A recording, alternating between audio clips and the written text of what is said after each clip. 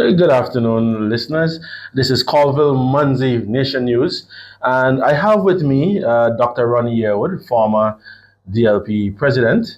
Dr. Yearwood, firstly, I want to thank you for choosing the nation to sit down with us to have this tell-all interview. I mean, little has been really done exclusive. I mean, not exclusively, but in depth as to your position on this entire situation with the Democratic Labour Party. I want to thank you for taking the time to do this. And you're right. I think it is important to set history straight and to always have the record of the facts, just for historical reference.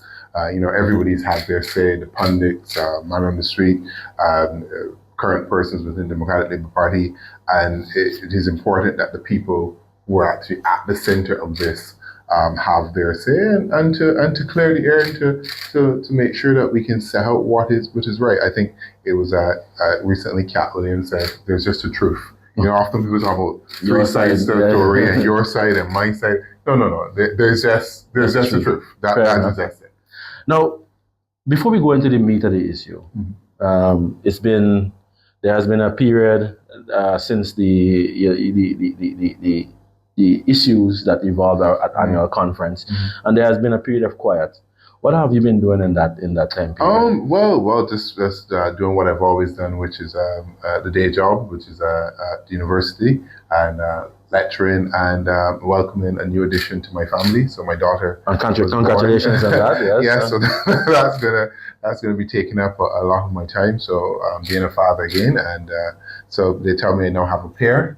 So I've got a son and a daughter, and I think that's it for me. From a family perspective, I don't know if I can handle any more children. I actually do not know how our grandparents raised 9 and 11 and 2, and I feel that's a lot. But it's enjoyable, sleepless nights as always, and it's just a different journey as part of my family life, and I'm really enjoying it.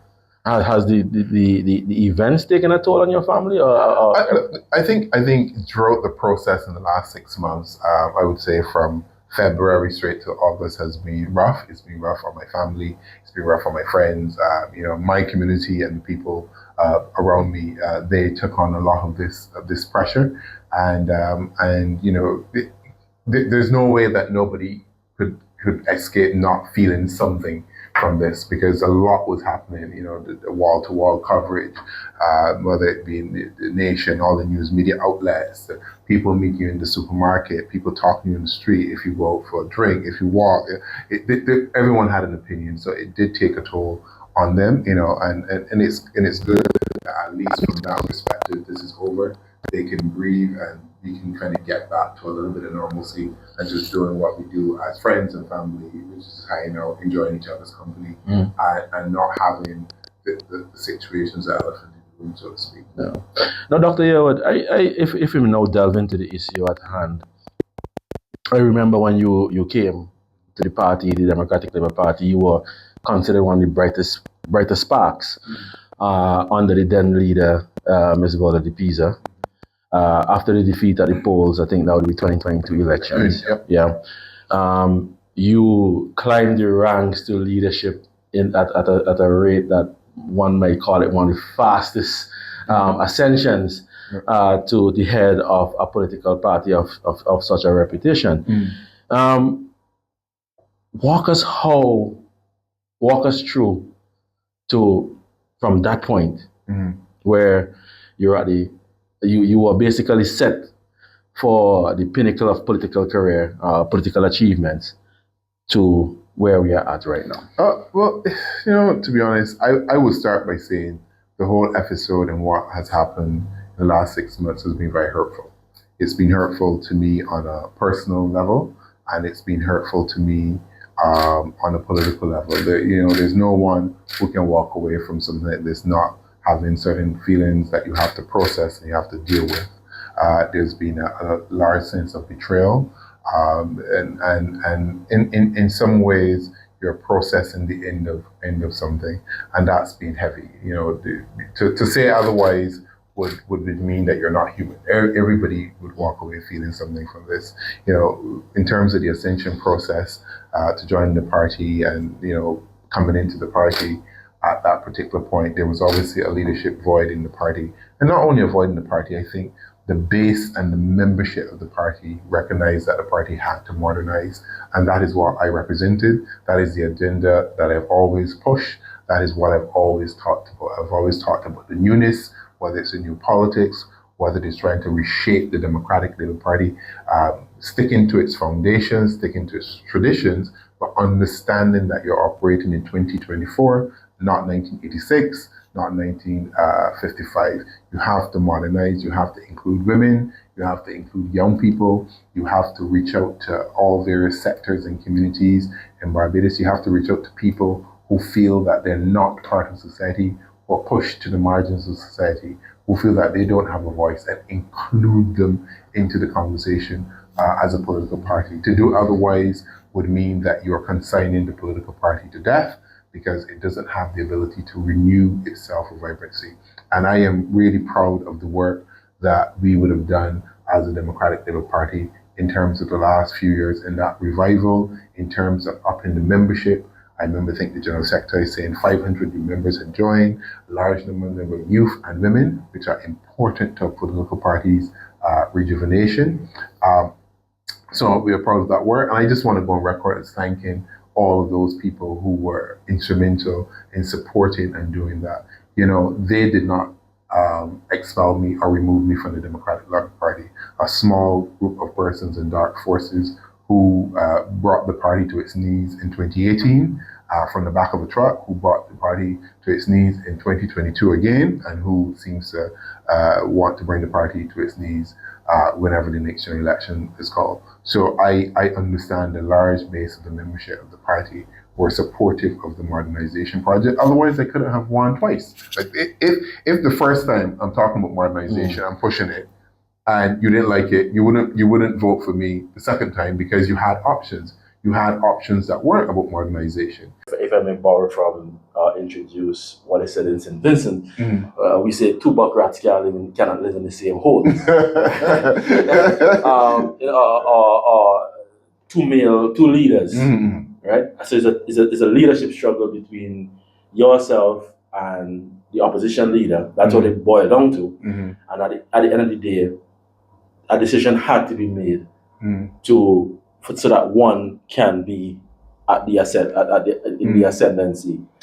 What would you say to those who hold that view? I don't think it was a leadership struggle. I think that's a false interpretation. And you get a lot of armchair pundits who themselves have had failed political careers making these kinds of sweeping generalizations without understanding of what is really going on in the party. There was no leadership struggle so much as that there was an attempted coup on the party by a small group of people. There was no normal political struggles as you have, because there was no ideological differences that we were trying to win over. You know, that was not part of the normalcy of what was going on in the Democratic Labour Party at that time, and particularly in the last 6 months. You know, the reality is overtures were made to the opposition leader before he joined the Democratic Labour Party. Him and I always had a cordial, friendly relationship. So him coming into the party without reference to me, without talking to me even over the phone call, I found suspicious at that time. And then my suspicions were later confirmed by the persons that you saw re-emerging around him from that 2018 group. Who obviously think that they want to reintroduce the glorious years of the Democratic Labour Party, whatever they were. So it wasn't, I think, framing it as some kind of leadership struggle, as if so that there was an ideological battle and one body wanted to push the party towards social democracy and one body wanted to push it towards capitalism, and there were these views fight. No, it wasn't that. It was just snatching, and that's what one of the members have used. I think I like that term, a snatching of the party in a most undemocratic way, that led to people being locked out of the headquarters after they protested and did what you do in democracies. If you don't like what you're doing, you protest, you can call for a vote, you can move motions on the floor. That is democracy. And to have that, then the subsequent day after they've done that on the Saturday and on the Sunday, you lock those members of the party. I don't see how anybody in their right mind could justify that. And I've seen people on social media trying to do it, and I am at a loss. And I am so disappointed in persons that I think should know better and should understand better. And maybe it is a sense of desperation on their part. I do not really know what it is, but I can say what was happening in the Democratic Labour Party was not a leadership struggle. It was more, as I said, battle for power. And the leader of the opposition in coming into the party made that clear in the interview. He had internally that politics is about power. I don't see politics as about power. Politics is not a career. It is not about power. Politics is about people. You have to, at the core of it, understand that you're trying to provide a service to people. The moment that you start thinking about it as power and making plays and who's going to get this and people measuring curtains before they've even moved into a law court, that's the kind of behavior you've got going on. That's ridiculous. That is not the kind of persons that you want in public life. And I say that without apology. Those are not the persons that you should have in public life in Barbados, because what is required, especially at this time, crime, violence, cost of living crisis, crisis among young people, require people that are thoughtful, people that are mature, people that actually care about Barbados and want to see it do better, not about power and power plays and titles and who's trying to get what and maneuvering and three people in a dark room meeting on somebody's house. That kind of politics cannot sustain the Caribbean. We have to do better, and that is all what I've always been about. So I'm disappointed in some of the persons who I think should know better. But as I said, the people who have led the party down this path, maybe they don't know better, because how could you cut free education as one of the tenets of Barbados Party, and then you want to look at the young persons in the party and the new people in the party and tell them that we don't understand the Democratic Labour Party? We didn't have free education. That tells me that you have disconnected yourself from the very foundations of the party, and now you're trying to reclaim and talk about the Democratic Labour Party. Well, you obviously don't understand what the party represents and what that important philosophy of the party. You removed it. You handed over a key part of the Democratic Labour Party to the Barbados Labour Party, who reinstated it. And will have that on their record. Say what you may, criticize the Prime Minister as much as you want. She put it back. You took it away. She put it back. So it tells me that those persons who were in leadership of the party did not understand the party, did not understand what the party was supposed to do, and it was about service. And moreover, they never apologize. And I think that's the hardest bit that gets me, and I think gets the public. There's no remorse. There's no sense of we did some things that we should not have done. And I think what had me somewhat perturbed as leader, I'm talking clear and factual and truthful, is that when I apologize as leader of the party, because my view of leadership is that you accept responsibility for everything. If I'm the leader of the party, I can't pick and choose the periods that I want. I can't pick and choose and say 86 is a good year, but 2018 I'm going to forget about that. I have to embrace it from 1955 straight up to 2024, and I have to take it all. And you have to understand as leader. So when I apologize to the Barbadian public for the removal of the education and apologize for some of the big mistakes that the Democratic Labour Party made, you had a situation where people in the party were upset. Some of these same dark forces, who gave you the right to apologize? Well, who gave me the right? The base that voted me as the leader of the party, to say, do these things to revamp the image of the party and to show that you are serious to the people of Barbados about making amends and doing better. And, it was working. We saw the data, we saw the numbers, and the reality is, the other thing that I will say, because I know you've got more questions, is that all of the decisions that we took in that party were data driven. We weren't operating on feelings or, I hear somebody tell me something. The decisions to revamp the image of the party, to have more women, more youth up front, to have fresh faces, and not to recycle some of the 2018 and 2022 crop were data driven. We did focus groups. We did focus groups with DLP voters and BLP voters who told us straight up, do not bring them back. So if I've got the voter, the consumer telling me, do not offer this product to me, what am I supposed to do? Am I going to bring the product back and throw it in the faces of the Barbadian public? I can't. And I think there's a real disconnect between that group and understanding their relationship with the Barbadian public and how damaged and how broken it is. And I am not sure time was a healer for that, because we did that research probably, I would say, a year or so ago. That was 2018, so 2018, 2019, 3-4 years, and people are still feeling that way. So if it's time is going to be a healer, we're talking about a 10, maybe 15-year electoral cycle, but not now. So it surprises me to see shadow cabinet with some of the same elements that that could not be in any shadow cabinet that I would form. And again, vote apology, because the voter public does not want you. They made it clear twice. The internal mechanisms of the party made it clear twice. They re-elected the newer persons in the party, and then we did the data-driven research that told us, no, don't do it.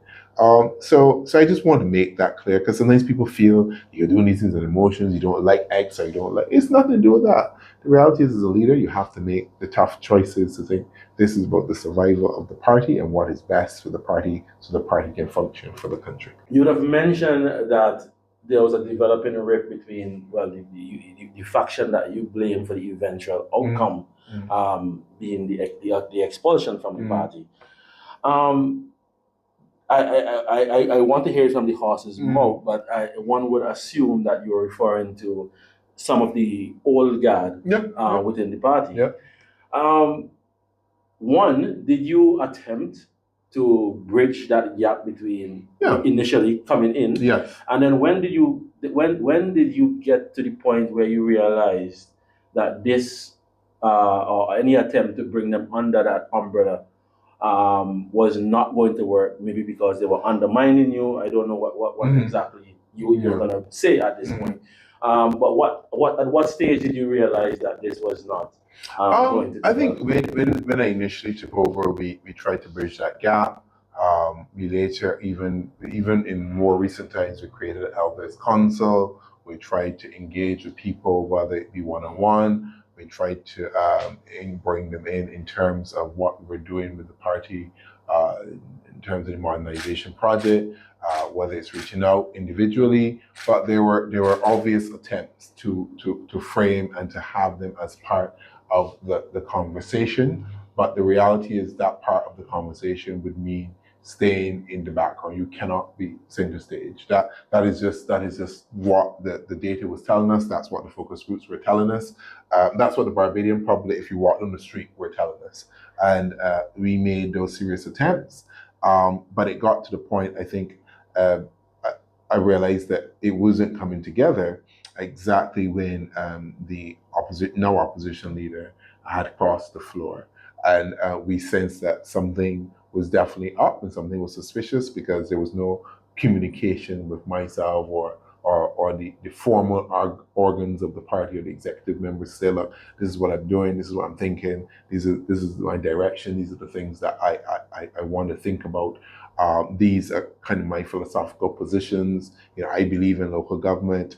I believe in limited education reform, whatever the views then, and then, okay, how do these align with where the party is now and what the party is trying to do? And we realized that something was up. I mean, you've been in this thing long enough, you kind of can smell a rat, and you kind of realize that this isn't what it's meant up to be. And as time went on, then you recognize some of the players in the background from that 2018 period. And it's unfortunate because we were making such good progress. And I'm not saying this, and I'm saying this because we know we were looking at the data. I'm not saying this because we felt we were making progress. We know we were making progress. We could see the data, we could see the metrics. Because any modern political party has to engage in scientific analysis. You have to do your social media metrics. You have to do your focus groups. You have to talk to voters. You have to do your phone call surveys. You have to do small group analysis. We were seeing the movement. There was a definite shift in perception about the party and how the party was being received. We were fielding new candidates and new persons, at least as spokespersons. We had the shadow cabinet, which was trying to bridge some of the older elements of the party with the newer elements of the party. It was a good mix, and we were. I think we were making headway. We had Michael Lashley in there. It was a nice mix. We had Richard, and there to provide that kind of stability. And dare I say, when we did focus groups, particularly Michael was one of the few people that would come up as somebody who could make a return. Most of the others could not. So we knew, as I said, none of this was by accident. We understood who the public was willing to accept and who the public weren't willing to accept. And their names I won't get into because I'm not here to do that. And I think everybody understands some of the right elements who will not be accepted back in public life. Again, Barbadians do not want to see them, for whatever reasons, for all the things they've done, whatever, but Barbadians have made a point. We do not want you in public life. We're hearing actually rumors that a new party might be on the cards. Mm-hmm. You have the attention of the nation, and I mean the nation here, the nation there, the nation, the wider public. Mm-hmm. You have their ears right now. So if there is something to announce about the new party, go right ahead. I would say this: all options are on the table. At this particular moment, on a personal level, my family requires me. I have to focus on my newborn, my wife, my son. There's a lot of adjustments going on, as you could expect in a house. There's a lot to go through, and they require me as much as the country or communities may require me. But I say that to say all options are open. I will continue to serve. I've been doing public service since I was in my teenage years, whether it was youth parliament, the National Youth Council, community camps. I mean, you name it, I've done it. Working with environmental groups. At that point, we were doing messages for sexual reproductive health.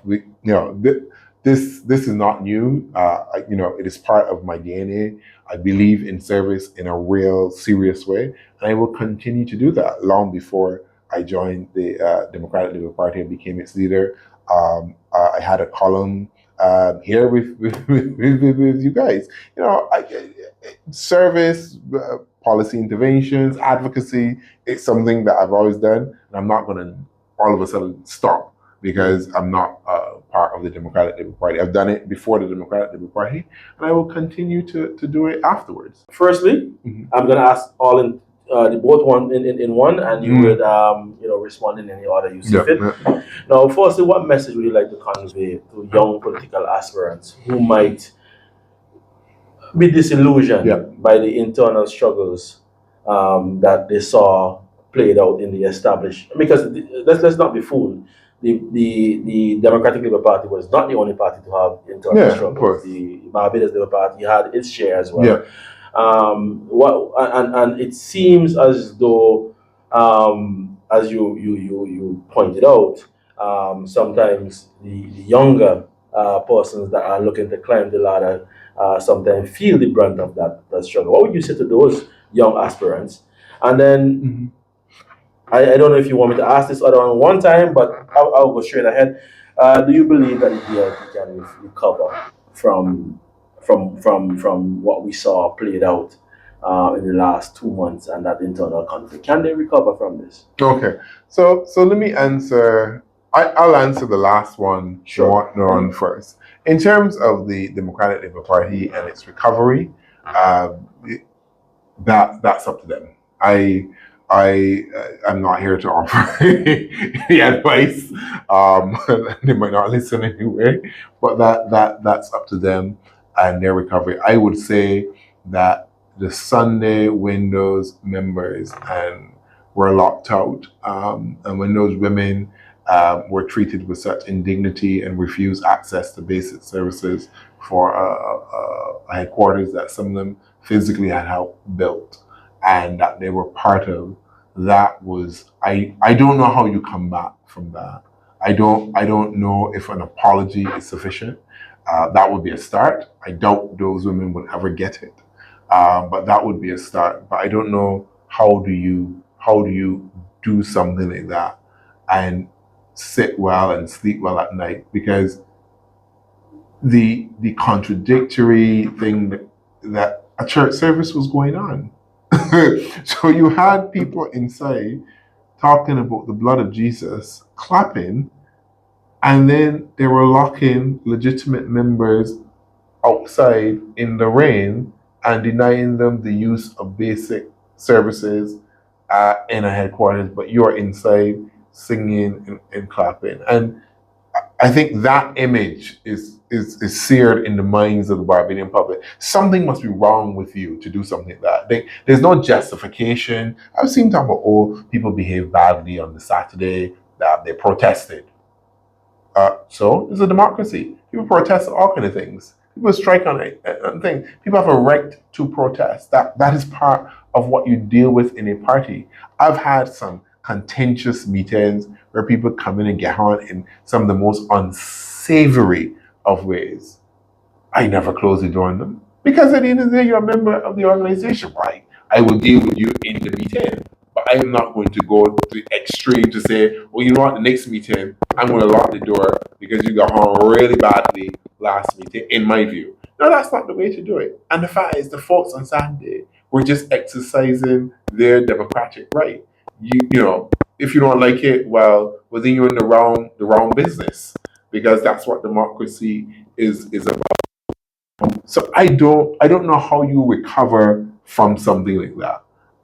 And I can tell you, I think it's becoming part of like the political folklore. I go places and now people would greet me and they would tell me straight up, don't worry, Skipper, being a lot Yoda here. You're welcome. And so when it's gone to that point, you know that it is now part of a culture, this concept. People now will look at any of us and go like, don't worry, come in, being a lot yo.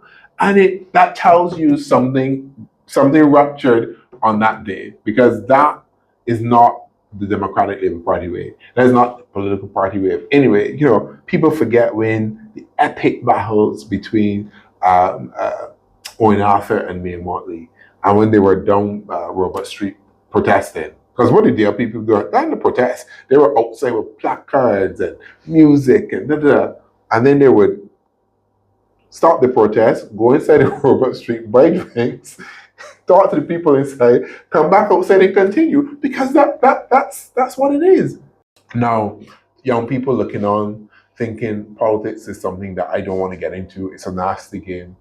I can't blame them. I'm not going to sugarcoat this. How do I go and convince anybody now to say come and be involved in politics after the experiences that they've seen us as young people and then some of the women in the party go through? How do you tell them, oh, it's going to be okay? It's a hard sell, but I will say that we have to recognize our time is now. Our time is not 20 years from now, 30 years from now. Our time is now. And as much as we as young people, or we feel powerless, or we feel helpless, or we feel that we can't do things, we have power. We have real power in numbers, and that little thing that you just call an X, that little thing that when you go to that voting booth, that is power. That is power to change the dynamics of countries, to remove people from office, to put new people in office. We have that power.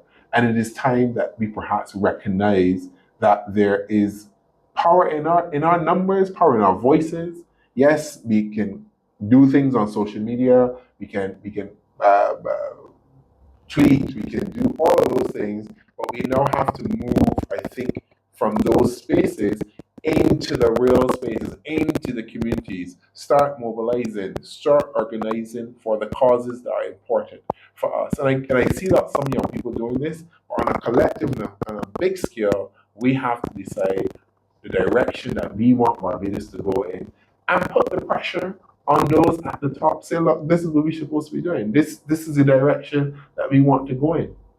This is the kind of country that we want to build. An example, I remember last year, the government opened a new hotel, and you should see the outrage on Twitter. It took me a little bit by surprise at first, somewhat, because it was like, it's interesting. Because the argument from young people is like, so, wait, you send me school to do biomedics, you send me school to do technology, you tell me I'm going to do math, you tell me I'm going to do art, videography, you tell me I'm going to study media, and then you open hotels? Because they were like, so what are you supposed to do? What? So we want me to do? No disrespect to the hotel industry that has helped sustain the country, because that's not what they were saying. They were saying, where are the new jobs? Where are the things that you keep telling me to move into? That you're saying this is the future, but you keep doing the same thing over and over and over again. You keep just building hotels. You keep saying diversify. Where is the diversification? Where are the new jobs going to come from? I've been arguing for years, and I keep arguing it. Creation of service zones, and zones to attract new businesses, to attract new talent, to attract capital, to allow our Barbadian talent to be able to live here, make money, and live here. Why is it that people can come to Barbados, do really, really well, and live in Barbados, and our own people can't, and somehow we have to leave Barbados and go somewhere else? And people come here and set up sometimes the most basic of businesses. Nothing special. And a Barbadian doing the same thing, struggling, because where is the support from government? Where is the support that to get these small businesses going? Where is the support to help the young people in the creative industry and the arts? If you hear about the payment that the people in the creatives get still, when you hear the numbers, you will be shocked. Some of them still being paid at prices from the 80s and the 90s. This is 2024, and people feel that they could pay them pittance to come and perform for an hour because you just saying a song. What do you mean you just saying a song? That's talent. Or you just do a painting. I can give you whatever I want. No, it is. So we have to recognize as youth, yes, this is a moment that look, and I'm not going to sugarcoat it. It was bad. It was bad. It was a lot of pressure on us as young people to battle this. But if it's one thing that I take away from this experience, over the last couple of years, I have had experience that I would not have had otherwise in managing a political party at my age. So that ascendancy that you talked about happened so quickly, and at that point making me basically a millennial first to lead a party, but that has given me an experience that I can now take forward, because I understand the intricacies of managing a political party. I understand the pitfalls, and I can probably see things now 2 years ago that I wouldn't have seen. So I don't even hold any animosity or anything about the experience or anything, because every experience is a blessing in some ways. And if you're able to look past it at the moment and have a little bit of faith, it will be fine. It will be fine in the end. And that's how I see this. People see me, and yes, it's been hurtful, but at the same point, I don't have any regrets about it or anything, because you can't live life like that. You gotta live life and looking forward and keep going, and recognize, take the lessons, and I've taken the lessons. I've taken enough flashes, enough lessons, but I'm not the only one. The current Prime Minister took a lot too. The one before that, Arthur, he get enough. People forget because they only see the end game. I mean, David Johnson, a lot. And you know what? You come out at the end stronger because you've been tested.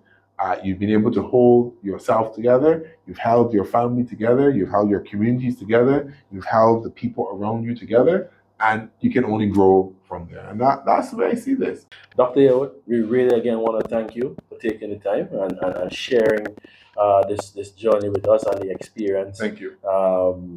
that would have resulted from this experience with the Democratic Labour Party, and unfortunately ensued from that. We wish you all the best in whatever future endeavors, be it a political party or otherwise. Just continue the advocacy. Yes. And again, thank you so much. This is Colville Mounsey, Senior Multimedia Journalist, signing out for this Nation Exclusive.